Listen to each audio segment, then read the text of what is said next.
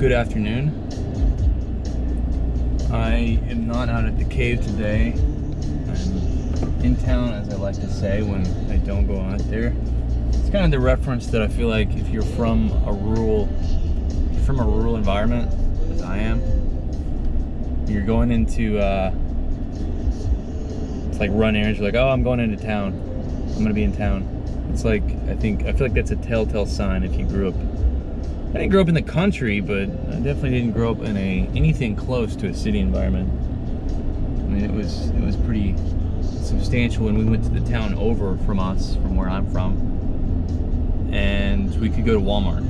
To give you any real sense of size, scope. Anyway, I'm in town today, and I'm not one of those days where I've just been on the phone a lot. I feel like if I'm on the phone in the morning, it's not going to be a day where I'm physically getting a lot done. I get it, things are moving, things have to move, but yeah, I feel like I'm always on the phone these days to get things going. And I'll tell you this is one thing that is cool about manufacturing, just producing physical goods. You are more constantly on the phone than you are email. You will definitely email people sometimes to get things going, but it's way more commonplace. Because I used to work in accounting and insurance services. I mentioned that I think yesterday. Oh, I pointed behind me, as if yesterday is in the back seat or something. You're constantly when you're doing knowledge work, it's email. Everything is digital. You know, like. You don't just call someone up out of the blue. That would be weird. And like, what are you doing calling me, dude? Just send me a Slack message or something. We didn't have Slack when I was IDY a number of years ago. But anyway, you just in our industry, you just call people. You just call people up, and it's not a big deal. They're a little bit. The only thing you get a little bit of like initial friction because everyone is so used to being still cold called. We still cold call, and in the world of physical goods, like it's still a thing. But yeah, once they realize you're not trying to sell them, it's like, oh, okay, hey, yeah, we'll get that figured out. I'll get that part ordered for you. Jeez, that guy's close to me. So close. Already broke that rule of commenting on what's going on outside, but I don't know. Maybe it's not gonna be a rule anymore. Maybe I don't care. I'm gonna do it. Okay, anyway, back on track. I'm going to Home Depot now to return those plugs and receptacles. It was like $150 worth of plugs and receptacles. 250 volt that I don't need. And I actually found out I think I could have used those. But, I don't know. Our electrician said I think it would have been fine. But anyway, it doesn't matter. 480 is plenty. It's not going to hurt it to use 480. So I'm going to return those. And what else? Other projects I'm working on right now. Summertime, it's a little hotter. Of course it's a little hotter. It's not stupid. It's much hotter outside. We do all of our stuff inside, isolated completely from the outside. And so we've got humidity increases in our pack room, and we don't want it to get too humid in there. Obviously, it needs to be a like clean room, pharmaceutical humidity level. So I think possibly we're gonna have to have a dehumidifier running certain parts of the year to keep a relative humidity level, to keep it what we want. At least maybe spring, summertime. Maybe not so much of an issue in the winter and fall. And so I'm working on getting a humidifier sized for that space. I think I had an engineer help us get that size, the room size. And I think we're in good shape to maybe get that done. So the term that they use is, let's see here, actual cycles per hour. No, it's air cycles per hour. That's what you're trying to figure out when you're sizing a humidifier. How many times per hour does air turn over? All the air in that room. So that goes into it, and then how many gallons of water per hour are you trying to remove? And a lot of it is just, you're kind of guessing based off of some theoretical aspects. You take measurements, you do the best you can, and then you're like, all right, this is the size of the system. One thing you probably don't want to do though is oversize the system, which I think is maybe what we're already looking at. You tend to want to go more than less. That way you don't have any. It's not a great place to be in when you've done all this work, engineering work, and then realize you needed more. So that's why you're kind of always thinking, let's ensure we don't get there. Let's over-engineer to an extent. Let's give ourselves some margin of safety. But in this case, we might actually just say, okay, we're okay with the lack of margin of safety. We're going to start at a level of gallons per hour removal that I think is probably okay. And then if we need more, we'll add more. But we might start there, we'll see. So that's one thing. The other thing I'm working on is I'm getting with all fill to try and get the fill head to move down automatically. Most of the time when you see a line go by, what happens is when your product gets to the all fill head, spout puts product into it, the convey line comes up and the spout puts product into it. Convey line comes down. And I don't mean the whole convey line, I mean just like a modular aspect of that convey line. Like, kind of like, you know, you see those little puzzle piece foam pieces that you can make your own like gym floor with. It's like that. Like that part of the convey line just comes up, and that's a possibility. You can do that, but the whole convey line has to be set up for that. Instead, what would be better is if you have an attachment on the all fill, a little mechanical attachment that's programmed into the PLC that comes down as soon as it senses the bag. That way, because what we're looking at to open the bag, I think I mentioned it, quick pouch, it doesn't have any way of raising up. It opens the bag, and so if we can't raise up, we're gonna have dust all over that area. So we're just trying to marry the two. Oh, sorry, a little dry eye coming on there. We're trying to marry the two. I think we can do it. Just gotta, you know, make a few more calls, see what's possible, annoy a few more people. What else? Oh, new product I'm really pumped about. Not yet. It's a new potential greens powder. And when I say greens powder, I mean single ingredient. Wheatgrass is our first. It's the OG greens powder, by the way. I'll tell you the story about wheatgrass one of these days. But this new one could be a game changer. More on that to come. So I spent some time looking at some beginnings of product development on another single ingredient greens powder. And what else? Oh, last night I was trying to upload I still haven't, okay, this sounds crazy because this is like the 12th video I did, so by the time this is out, all of my videos will be uploaded. But as of today, I still haven't gotten any of my videos uploaded. Just trying to get a few things tweaked on there. And I'm looking for the second video I did, the video about me filling. And somehow my GoPro deleted, I should say somehow, I'm sure this was a user error, it's almost always user error. But I uploaded this video, and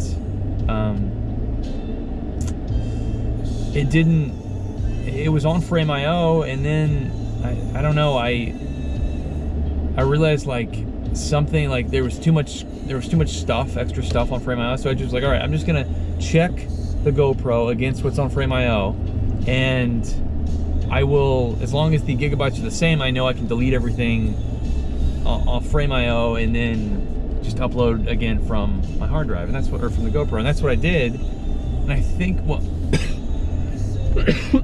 what must have happened is at some point in there, I had uploaded something else from the GoPro, a few other things, deleted those permanently, and then forgotten about that. And so I did have this initial file the second day of filling on Frame.io, and I was able to recover it. It was not on the GoPro anymore, it was not on my hard drive, but it was in the deleted folder on Frame.io. So I'm super pumped. Okay, I found this second day number 2, I found it.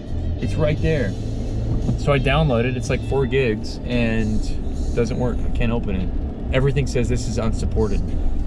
I was up to like 1 o'clock in the morning just trying to get this file to open. Couldn't get it to open, couldn't get it to play. I was going through all this weird stuff on the terminal trying to truncate it using homebrew, and I mean, nothing was working. Like, I knew that wasn't gonna work, but I tried it anyway. So you know, it's like, I don't know, 12:45, 1 o'clock, and I'm like, this isn't that big of a deal to me. But you know, I said a little prayer. God, just help me open this. You know, help me get this open. And you know, it's kind of thinking, okay, you know, like maybe I'll just, in the next 15 minutes, I'll get this thing open. And sorry, I got this alarm going off on my phone. It's driving me crazy. I'll get this file open and we'll be good. Like, I'm not gonna have the best night of sleep tonight, but you know, I'll get it open. So I think God's gonna answer my prayer on this one. Didn't get it open, and I didn't really think much of it. You know, like, oh man, like I wasn't like mad, like, oh, God should have opened this for me. I wasn't like, I just like got up tired. You know, I just went to bed. I wake up the next day, and I don't want to work on this at work when I get to the office, because it will just turn into like hours of me going down these rabbit holes trying to fix it. I'm like, if I'm gonna work on this at all anymore, I'm gonna do it right here on my computer, right here at home before I leave. So I Googled this thing. I Googled video repair tool, and in Wondershare, I think is the name of it, popped up. They had a little tool used to repair broken videos, and I'm like, maybe it'll work. So I download it, throw the video in there, and I just, like, you know how, what am I doing? Put my seatbelt on. I just got here.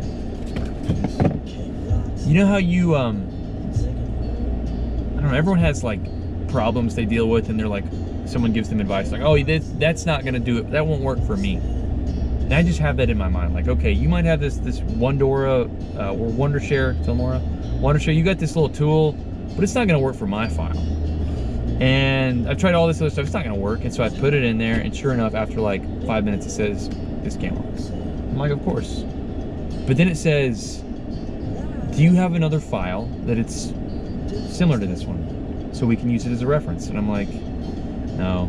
But then I realized I actually did have a file. I had the same exact file, or not the same exact file, but it was the same video, or from the same day, same video format, which I think was 4:3 linear, or I don't know. Doesn't matter. Sorry, again, rambling. I had the very next video that was not corrupted. So I threw it into Filmora, and all of a sudden it says, okay, repairing. And then I see a screen pop up, because normally on this file that was corrupted, it was a blank screen. Like, it just says like a QuickTime symbol. And I see it pop up like a preview of it. I'm like, oh my gosh, it's working. And then it like hit me, like, you know, I wake up the next day and my prayers are answered, you know. And I just, like, I think everyone forgets that, like, we have these expectations of how God is going to answer our prayers, and that's not, we shouldn't have expectations like that, because God isn't like us. You know, he even says that clearly in Isaiah. And I read this a while back. It kind of hit me very hard, because I think about expectations all the time. That's what I tell my kids. Your expectations, they define so much. If you have expectations of someone or something, oftentimes they're just set. They just are. And if someone breaks those, you're disappointed, you're angry, because this didn't meet my expectations. This isn't what I was expecting. I didn't expect you to just ignore my email or show up late or whatever. That's not my baseline, so I'm disappointed or whatever. And I read this a while back, not a while back, pretty recently, that the reason that the Jews rejected Jesus is because he did not meet their expectations. And I thought, man, that is profound. That is crazy. That is insane. You know, that's something I think worth meditating upon. Because obviously that's a lesson for all of us. Our expectations of things. And again, you know,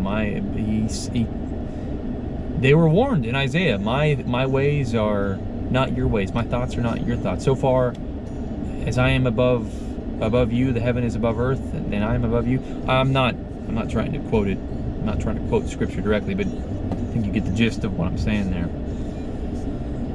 Anyway, maybe I'll check back in. I just got to Home Depot, and I'm gonna go return these. Check back in maybe on my way back to the office. So I'm not right there where I just want to wear this inside and start commentating. I don't really want to do that. I don't feel like it's, I don't know. Maybe at some point when I go into got a few other stores I want to go to get some produce for lab stuff. So maybe I'll do it then. But anyway, I'll be back in a little bit and maybe check in with you then. All right, that was so seamless. I just walked right in and there's virtually no line. I don't know, I waited for 30 seconds and then I just handed him those plugs and receptacles and scanned them and I'm gone. Like, I think the whole thing took me like 90 seconds at the most. It's nice. It's nice when something like that happens. Like there's a lot of friction in the world that we live in now. You know, I don't say that to complain, it just is. Right, anyway, that's done. You wanna hear the song? Okay, so this song playing right now. My son is in a baseball tournament this weekend. And, whoa buddy, geez, you gonna pull out in front of me there? I mean, did you even see me coming? You had a stop sign. Sorry. Again, taboo, but whatever. All right, my son's got a baseball tournament this weekend, and he gets to have a walkout song. So, you know, of course my wife and I, like, it matters more to us than to him. So like last 3 weeks ago, she and I are kind of like, not fighting about it, like just friendly, like, no, this one. By the way, all the songs I picked,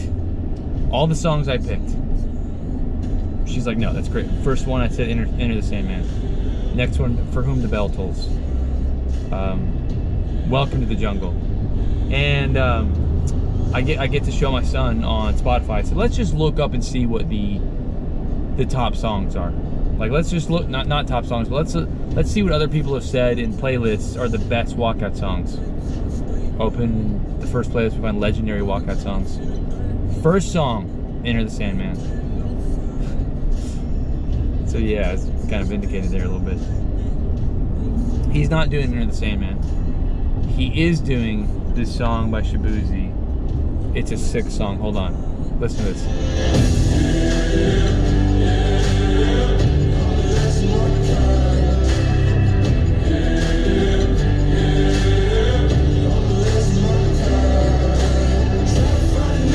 Gosh, that's good. That is so good. We both agreed on that one, and he picked it. It was between that one and Sweet Caroline. He picked that one though. And I heard a song earlier today, and I realized this is what I realized. I love it in songs when all of a sudden your artist is just, you know, he's doing his thing, and then the chorus hits, and all of a sudden it's a choir right behind him. You give me any song, like almost all the songs I like tend to have some sort of choir effect, where you've got people singing in unison. Like, give me any song. Give me just say, hey, this random pop song. What are the chances you're gonna like it? Me, 15%. 1 in 20, 1 in 10. But then you say, okay, what are the chances you're gonna like it, given there's a choir effect in the song? 70% all of a sudden now. I'm probably gonna like it. I will probably like it. Battery didn't die, the camera got too hot. It's like 95 degrees here, it's on the windshield. It was bound to happen. I should have left the car started when I went into Home Depot, but I didn't think about it. I wasn't gone long enough that I thought it would have overheated, but you know, it's how it goes. Anyway, I don't really have much more today.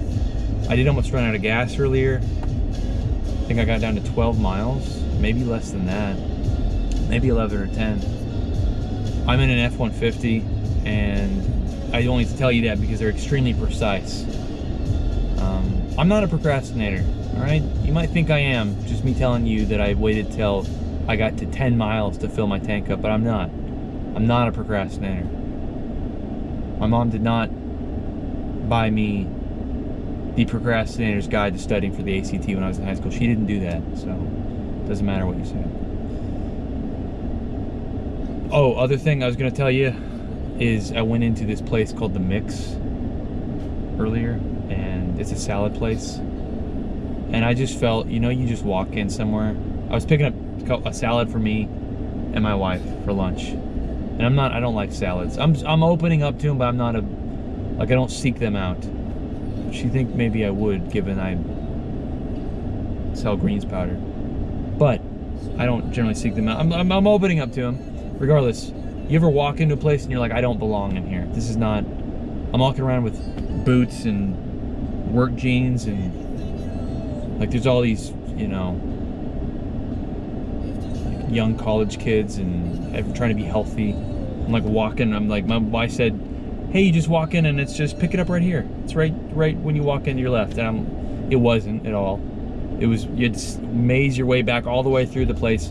Everyone can see you, see that you don't belong. They point at you. Maybe not overtly, but I know they are. You know, whispering, what is he doing here? He shouldn't be in here. He's not like us. Look at him. Make my way back to this maze. I'm going the wrong way like twice. You know, you get in that situation, you just feel stupid. You know, I finally find a place that says order pickup, and so I go up to the cashier. I say, "Hey, I'm here to pick up an order." Oh, you need to go around here, and she was pointing to the place that my wife told me about. In my wife's defense, if I had gone in the other entrance, it would have been right there. But I went in the entrance that was the opposite side of the building, so I had to go all the way through a couple times, looking like an idiot. So, all right, well, I gotta go in and do some stuff. Finish out the day. It's 4:35. Got about an hour and a half to get a few things done, and tomorrow I think I'll go out to the cave. Maybe, I don't know. My to-do list is getting very long. I've realized I need to keep track of. I used to try to do it all digitally, and I can't do that anymore. It's just, I don't know, I just try to get away from all the technology and just have some analog, I hate that I even said that just now, analog. Just paper and pen, just, I don't know, just keep right there in front of me. The problem is it's getting long and it's not very organized, but it's better than probably what I've been doing the last 2 months, which is just in my head running around. At any rate, time to go. I'm doing the Midwest goodbye again. So, we'll see you tomorrow. Hope everyone has a good night, and maybe tomorrow when we start, I can just go over what's on the list for today. All right, that's it. All right, till tomorrow. Take care.